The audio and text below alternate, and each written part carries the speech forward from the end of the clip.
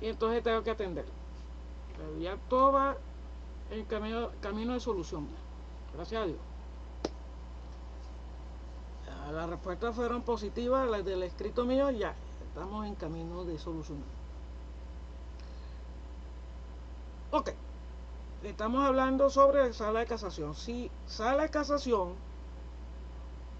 no establece los criterios que se está buscando, se habla de sala plena.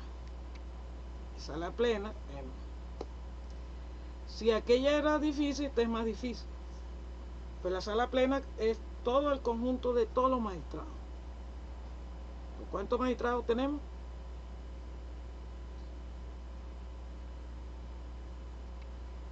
Yo le mandé la organización. Tenemos 33 magistrados y todos con un criterio diferente.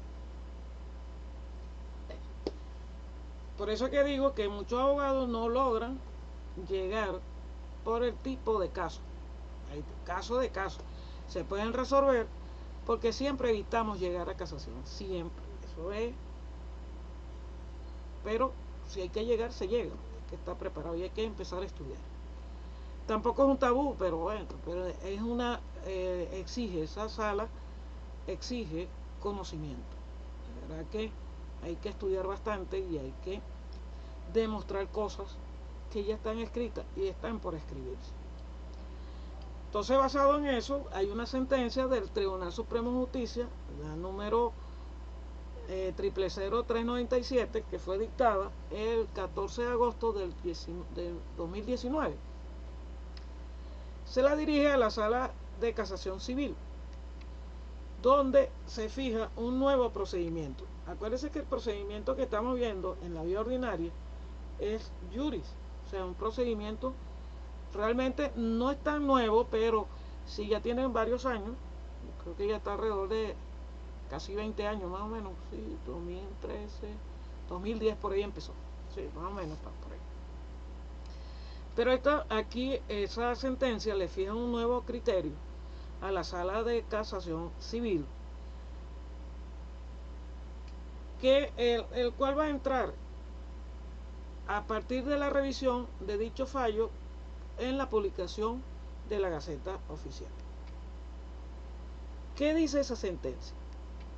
A pesar de que fue dictada en agosto, el 14 de agosto del 2019, no era del conocimiento público. El enlace que había no lo tenía publicado el Tribunal Supremo. Solamente la suben el 5 de noviembre del 2019 y se pudo conocer el contenido de esa sentencia. ¿Sí me explico? Okay. ¿Alguna duda? ¿Pregunta? ¿Están calladitos? Todo claro, profesor. ¿Están Todo calladitos? claro hasta ahora. Ya va. Sentencia. Aprendiendo, profesor, y tomando nota de todo. Ok, eso está bien. Ya va. Esta debe ser la 39. Ok. Está publicada ahí en el sitio del portal. Profe, Dígame. usted está hablando que en la sala de casación hay 32 magistrados, Por eso pregunté, 33. ¿cuántos magistrados hay? Supuestamente lo que yo estoy investigando aquí me está diciendo que antes de la reforma el TCJ tenía 32 magistrados, 5 salas y una sala constitucional con 7. Y actualmente, supuestamente, tras la reforma, 20 magistrados del TCJ, ante la reforma de 32 magistrados. Ajá. Es lo que me está diciendo aquí. ¿Y cómo están distribuidos? Pues, supuestamente, sí, 20 magistrados en total. Ese fue el resultado en la Asamblea Nacional en enero del 2022, que redujo los números de magistrados de 32 a 20. y se distribuyen en Sala Constitucional 5, Sala Electoral 3, Sala Político-Administrativa 3, Sala de Casación Civil 3, Sala de Casación Penal 3 y Sala de Casación Social 3. Ok. Y antes de esta reforma, el TCJ tenía 32 magistrados. Sí, Eso es lo que me está diciendo aquí. eso es correcto. Está bien, buena esa. Pero Era muy buen dato. Así es como se estudia el derecho. Ya, déjame ver si me abre aquí.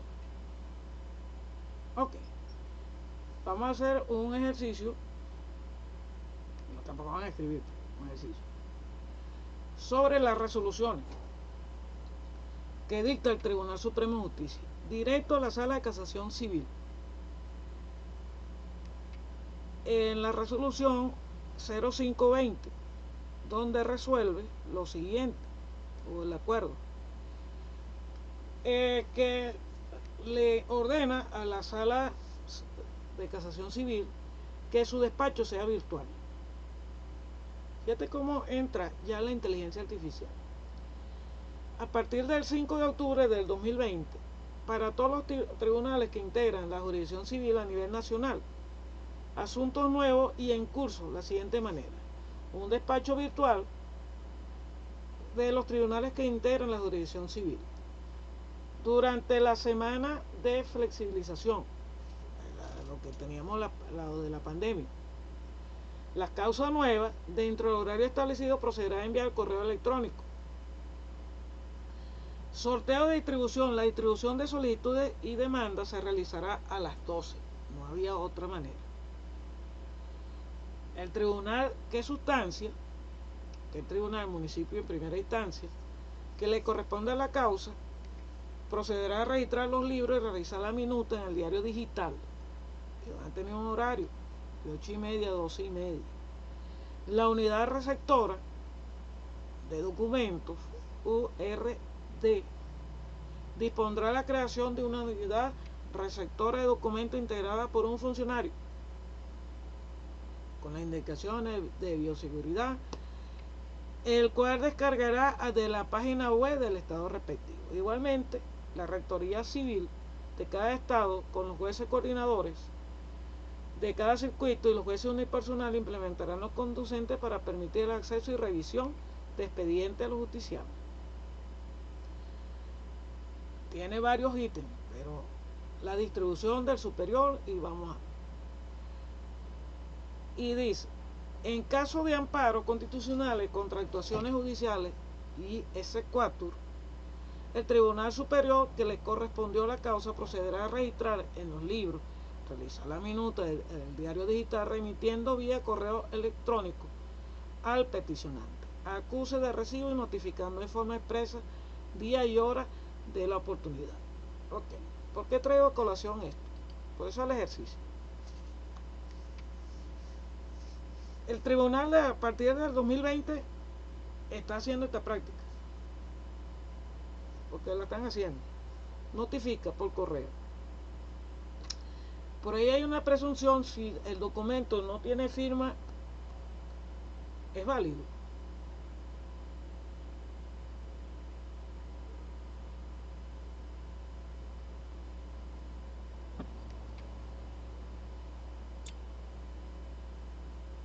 Bueno, en mi opinión, no, profesor. La firma le da validez, es lo que le da validez a los documentos. Es lo que muestra la declaración de voluntad de la persona. Ok, esa es una presunción 2020. Fíjate, hoy en día es fácil de hacer la parte forense de un documento que sea enviado por correo. Primero, verificar la fuente, si lo emitieron desde el IP de una computadora que trabaja esa persona. Por lo menos de mi computadora, yo tengo un IP. Y yo solamente, fíjate que yo hago las transferencias, los pagos de condominio, todo lo que hago, el cable, el CanTV, todos los servicios, lo hago por una sola computadora.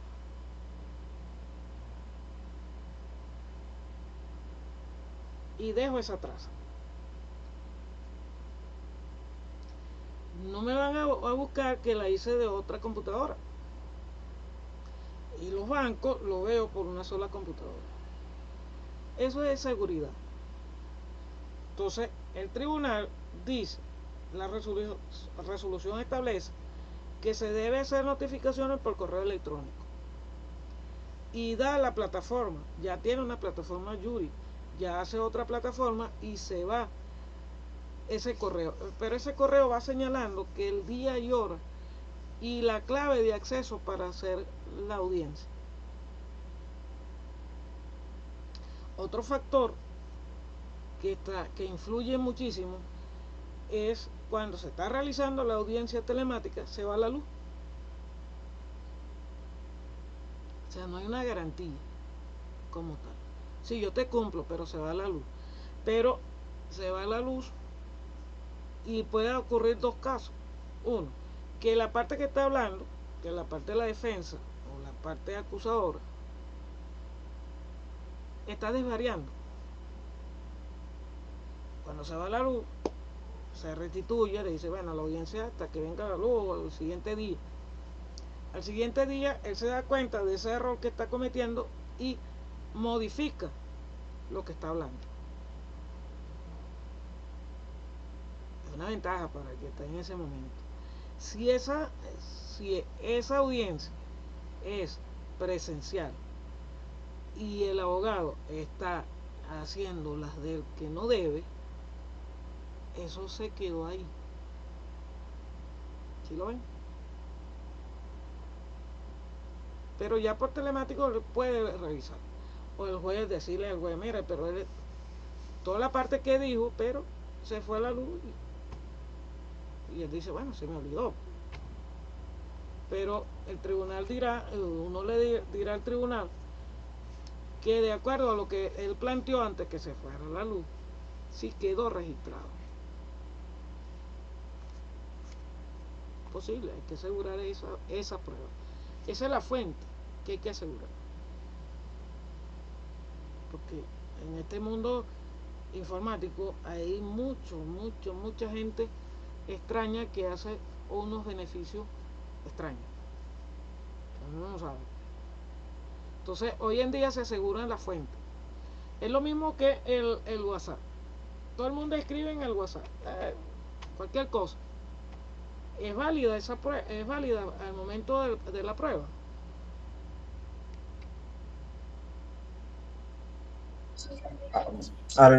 Bueno, sí, entiendo que sí, profesor, que hay algunos, en, en algunos casos que sí, sí es válido. Sí es válido, ¿eh? Sí. Ok. Y llega y lo borran.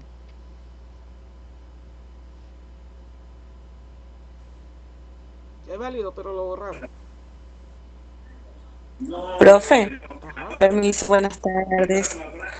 Este, aquí hay una oficina de cibernética, si no me equivoco, pero no recuerdo el sitio, que es la única calificada en todo el país, la única que existe, ¿cierto?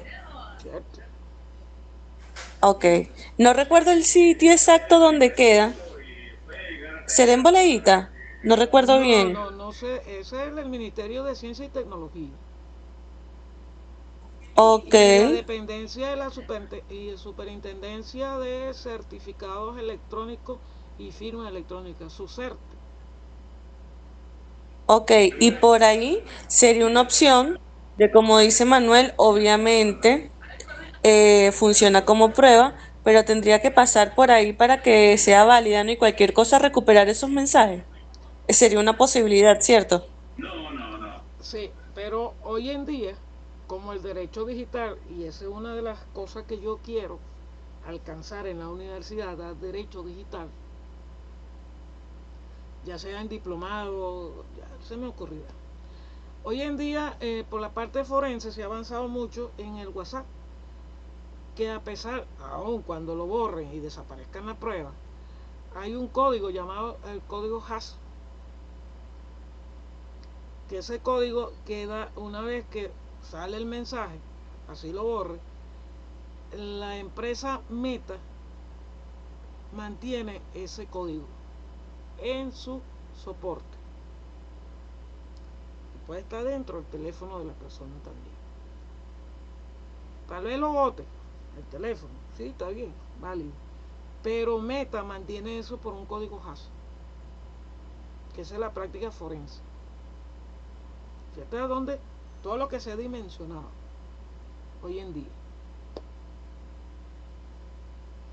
¿Preguntas, dudas?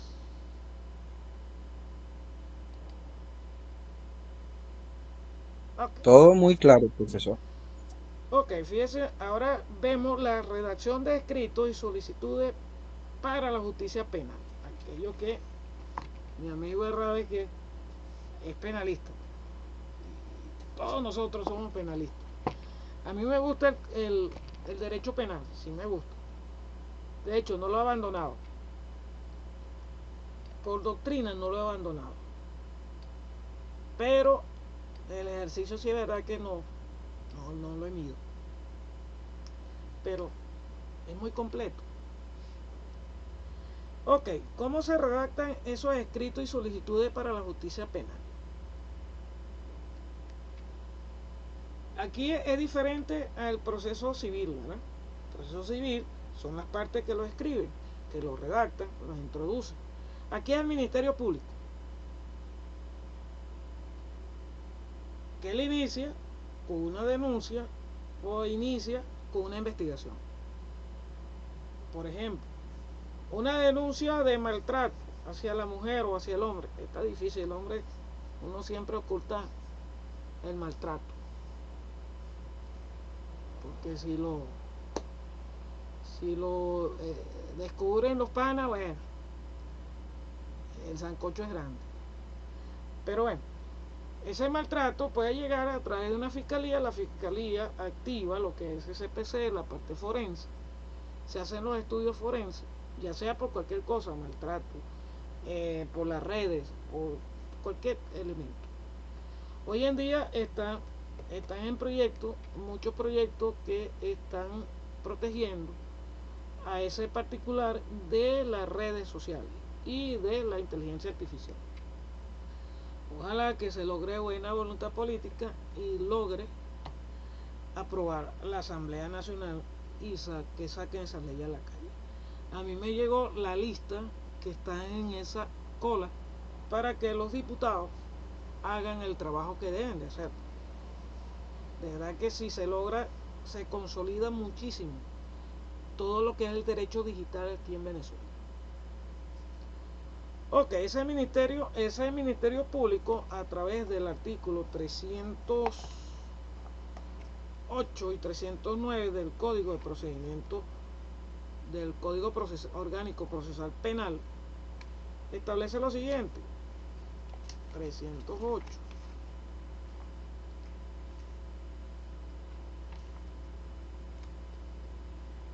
¿Qué dice? Cuando el Ministerio Público estime que la investigación proporciona fundamentos serios para el enjuiciamiento público del imputado o imputada, presentará la acusación ante el Tribunal de Control. Fíjate cómo empieza. Aquí él empieza por una parte civil, este empieza por ese particular del ministerio. 309 dice que presentada la acusación, el juez convocará a las partes a una audiencia oral que deberá realizarse dentro de un plazo no menor de 15 días ni mayor de 20. En caso que hubieran de diferir la audiencia, esta deberá ser fijada nuevamente un plazo que no podrá exceder de los 20 días. La víctima se tendrá como debidamente citada por cualquier medio de lo establecido en este código. Solamente presentar la denuncia formal ante el tribunal, ya la víctima se considera citada. A la otra hay que notificarle y citar. Luego que viene de ese proceso de introducción de la acusación por parte del fiscal, de ir el segundo paso, aparte de que se hace el sorteo de esa investigación, porque de repente Bueno, va a conocer el Tribunal de Control, en primera instancia presentar al Tribunal de Control, se solicitan las medidas preventivas y luego cuando van a audiencia van a conocer qué tribunal va a conocer la causa. Ve que hay dos momentos. Primero el Tribunal de Control se sortea. ¿Cuál Tribunal de Control? Ajá, Calderón. Profesor, una consulta. En cuanto a las medidas preventivas, ¿hay casos en los que no aplique en el derecho penal? ¿O en todos los casos aplican? Sí, va a depender el delito. Depende mucho del delito. Si es una lesiones personal y hay probatoria de que la persona es violenta, se van a tomar unas medidas. Si es una violación, se va a someter a la persona en, digamos, en custodia. Violación. Si es homicidio, de derecho, eso no tiene para dónde ir, va a custodia. Y de ahí del Tribunal de Control sale para un recinto penitenciario a resguardo. Esa es la medida privativa de libertad hasta que venga la audiencia. Hay otras restricciones, va dependiendo del delito y la gravedad. Y si tiene patrimonio, la persona, si se demuestra que tiene patrimonio, también va a haber unas medidas que le prohíbe enajenar, ausentarse del país y todo lo demás. Pero depende del delito. Ajá, Delgado. Profe, una pregunta. Ok, es buena la pregunta que hizo Manuel. Y ahora otra pregunta que yo le digo. Cuando procede una denuncia, pero municipal, porque hay veces denuncias municipales que no salen a tribunales, pues como quien dice, sino que se encargan los mismos municipios, que hay gente que tiene, por lo menos, mira, denuncia por XXX, pero nunca salen a tribunales. ¿Por qué será eso? Pero depende de lo que denuncien. Bueno, por eso, de cuáles son las denuncias que siempre denuncian por lo menos municipales y no, yo sé que si hay asesinato, robo, pero por hay lo menos denuncias. una convivencia, no convivencia. Bueno, el municipio lo va a conocer y hace unas restricciones, unas cauciones. Si el delito es de lesiones y lo conoce el municipio, lo pone a la orden del ministerio. Ok, o sea, si hay... procede. Sí, el Claro. ministerio, siempre el ministerio en causa penal va a proceder. Sí, porque hay veces que yo he visto y he escuchado que esta persona la denunciaron, pero no, nunca sale ¿Pero qué denuncia? preso. O sea, me imagino que sí, hay veces que la hacen también siempre por bulla en ¿eso cómo se llama? Extorsión sónica. Ajá. En sectores, claro, que aplican la ley, pero vienen, se llevan los equipos de sonido, más no pagan una multa y listo, pues por decir algo. Sí. Pero más no llega a tribunales. Pero hay otras que sí, pero más de una vez lo he visto, pues. Pero es que no, están denunciando donde no es. Pues. Se denuncia ante la fiscalía la atención de la víctima. No, yo digo las municipales, No. que son muy pocas. Si Cuando son municipales, hay veces que ellos resuelven el problema. Yo le voy a colocar un ejercicio para que lo vean. Fíjate una cosa. A los muchachos me dan a matar a mí. La convivencia en apartamento, en edificio. Si hay una persona que tiene música de 500 vatios, 500.000 vatios, y no deja dormir a nadie, bueno, empezamos el procedimiento, que puede ser en sede administrativa, por decir algo. La junta de condominio, se va al juez de paz, que están para eso, se va mucho más allá, hacia la alcaldía, para restringir esa contaminación. Viene la multa, viene el exhorto y la cosa, y no le paran, sigue. Se va a la fiscalía, eso sí, con una acusación penal ambiental, porque está ocasionando contaminación. y sí van a atender. Pues van a hacer restricción de libertad.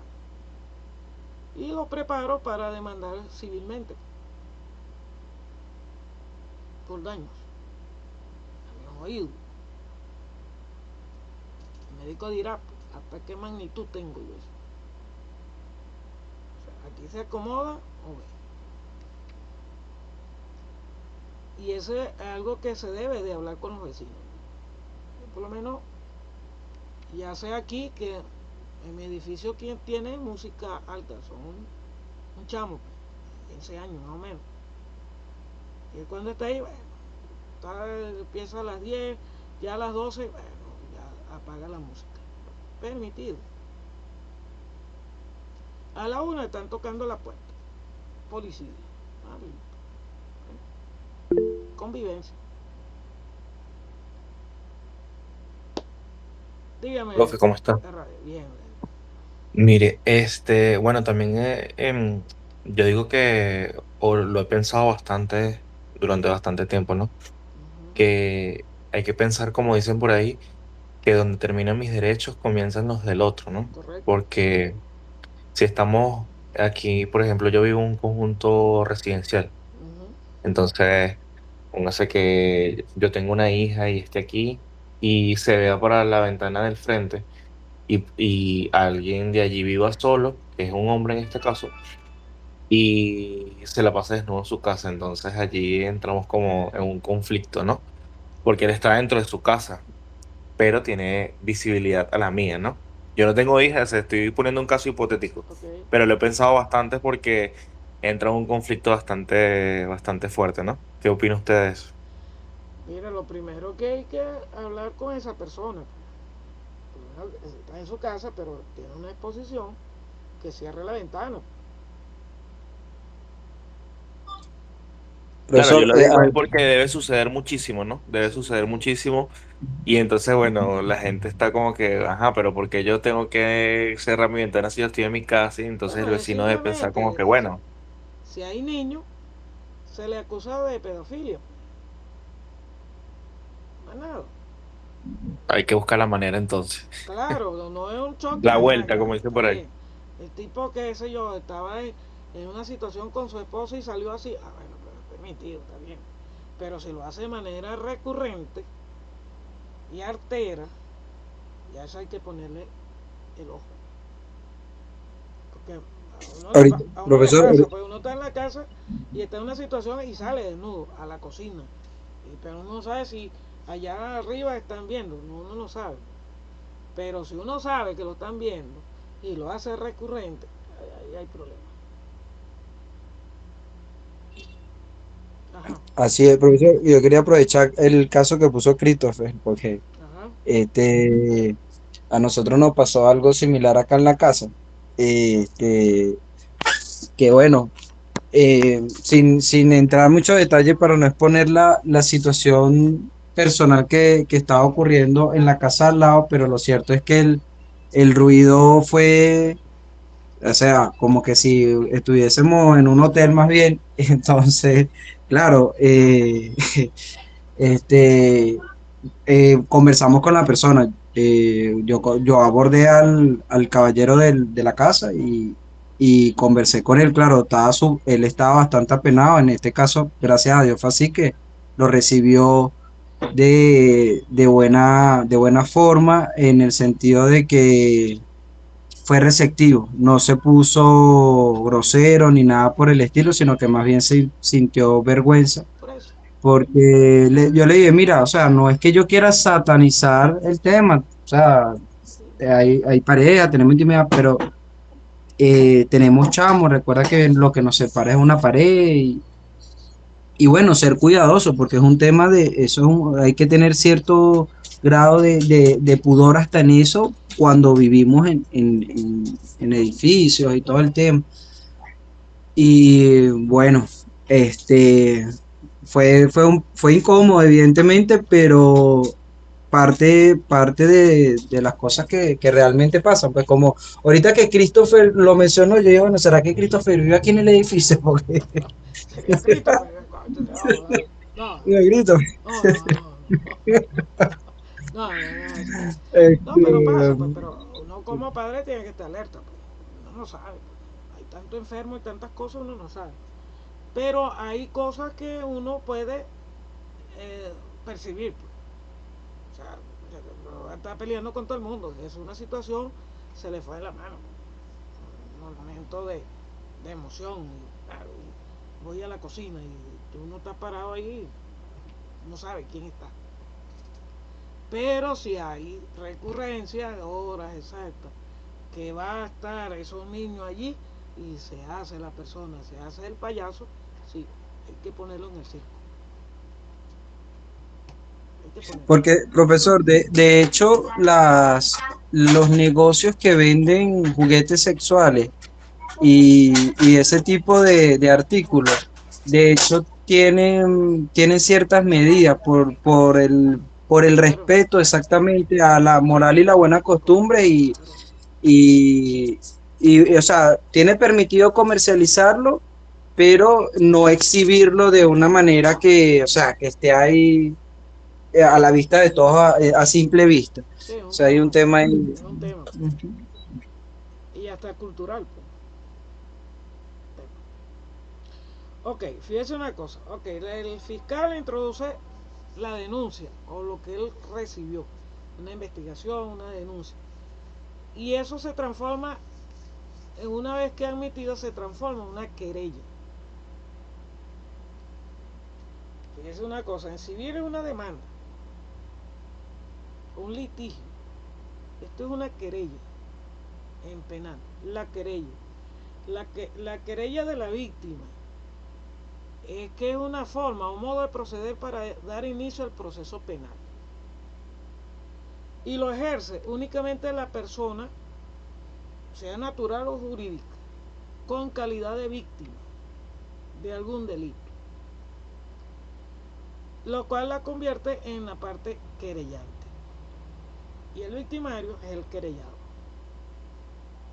Hay unos requisitos que está estipulado a la querella, que está estipulado en el artículo 274 del Código Orgánico Procesal Penal, que dice que solo la persona natural o jurídica que tenga la calidad de víctima podrá presentar la querella. Ahora uno se pregunta, esa es la querella. Si la persona fue objeto de, bueno, sí, estuvo en la situación y la mataron, homicidio. El occiso es víctima, ¿verdad? Porque alguien le disparó. ¿Qué hace el fiscal? Vamos a la lógica.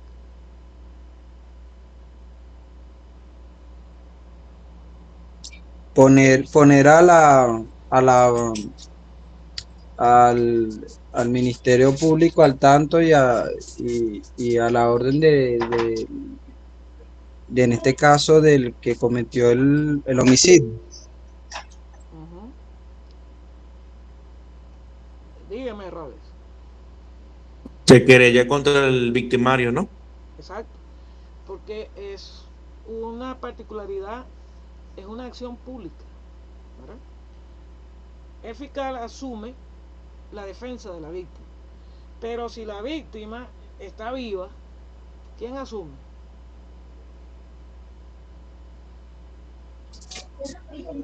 La propia víctima, ¿no?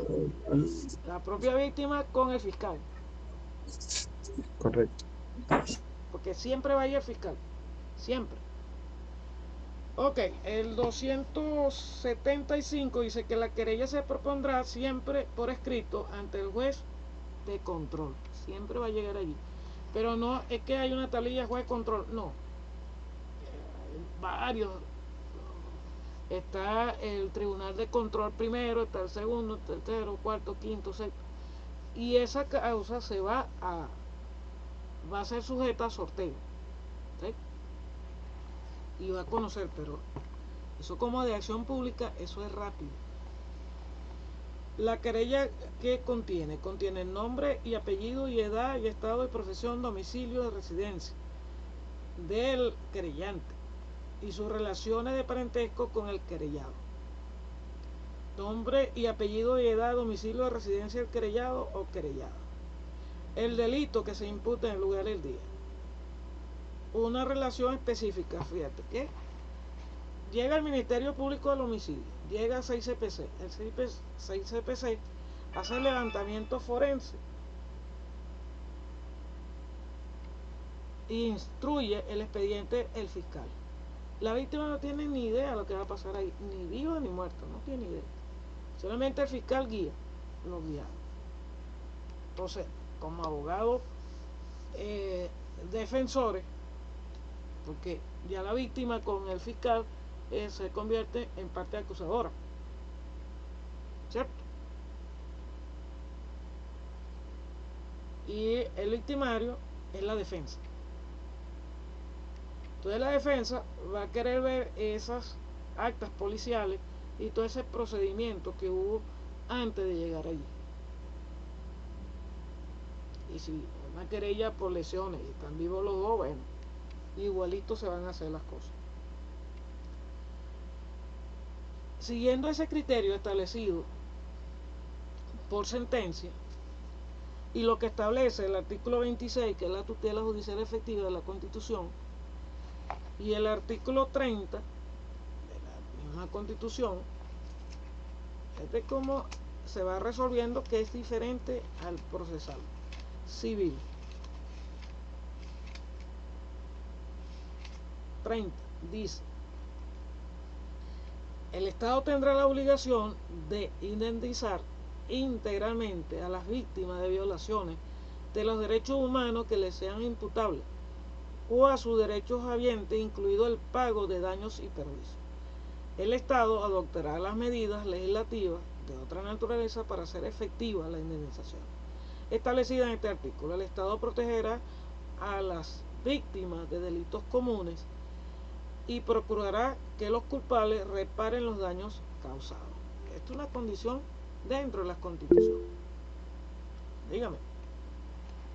Profe, una consulta. Uh-huh.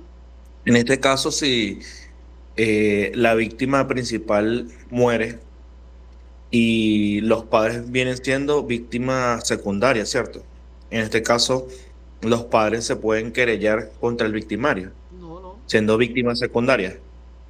Bueno, pero si son víctimas secundarias y fueron objeto de esa acción, ellos no van a esperar nada, se adhieren inmediatamente si son los tres que sufrieron la situación. Es inmediato, o sea, se adhieren, es una sola causa. ¿Sí me explico? Si una persona fue objeto de un atraco, de un robo, un hurto, o el robo de la pistola, y los tres recibieron un disparo y se salvaron, los tres se encausan en una sola. Ahora, el detalle es que si una de las personas muere, una de las víctimas, sigue la causa porque quedan dos vivos. Si los tres mueren, ya la causa perece. Porque la parte central no está. Ahora bien, ahí el tercero ese que estás pensando, que es familiar, ¿puede abrir la causa? Sí, porque si la muerte fue consecuencia de esa acción penal o delictual, él puede abrir para que el Estado haga justicia.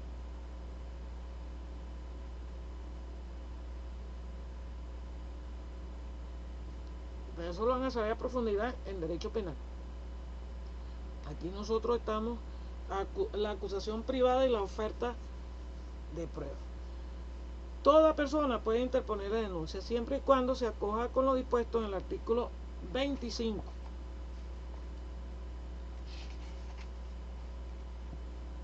del Código Orgánico Procesal Penal. Solo podrán ser ejercidas por las víctimas las acciones que nacen de los delitos que la ley establece. Que son víctimas directamente de los delitos. ¿Okay? Como de instancia privada, y su enjuiciamiento se hará conforme al procedimiento especial regulado por este código. Sin embargo, para la persecución de los delitos de instancia privada que atente contra la libertad, indemnidad, integridad y formación sexual. Fíjate que ya hablamos de lo que te estaban planteando sobre las personas que están en paños menores. Que atente contra la libertad, indemnidad, integridad y formación sexual prevista en el Código Penal, bastará la denuncia ante el fiscal del Ministerio Público o ante los órganos de policía de investigaciones penales. Si yo denuncio que hay una situación con menores o denuncio que hay un maltrato de personas y lo doy en la policía municipal, la policía tiene el deber de colocar eso en fiscalía. ¿Alguna duda, pregunta?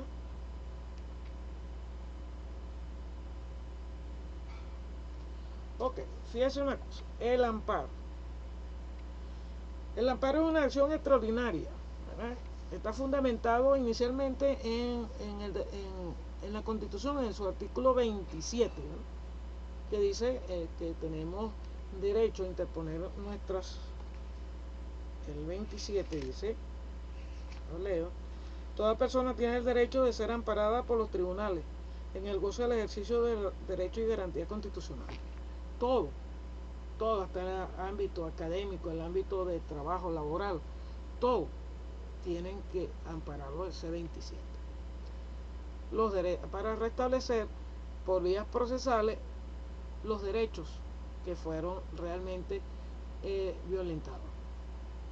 La Sala Constitucional en ese amparo, que es una forma que ve la Sala para la tutela jurisdiccional de los derechos y garantías constitucionales, y el propósito de garantizar a su titular frente a la violación o amenaza de violación de unos tales derechos. Fíjese una cosa, para esa acción penal es muy recurrente de que el familiar del victimario trate de digamos, intimidar a familiares de la víctima o al mismo victimario o la víctima en ese caso. Eso está sujeto a ese amparo. Lo mismo que el habeas corpus.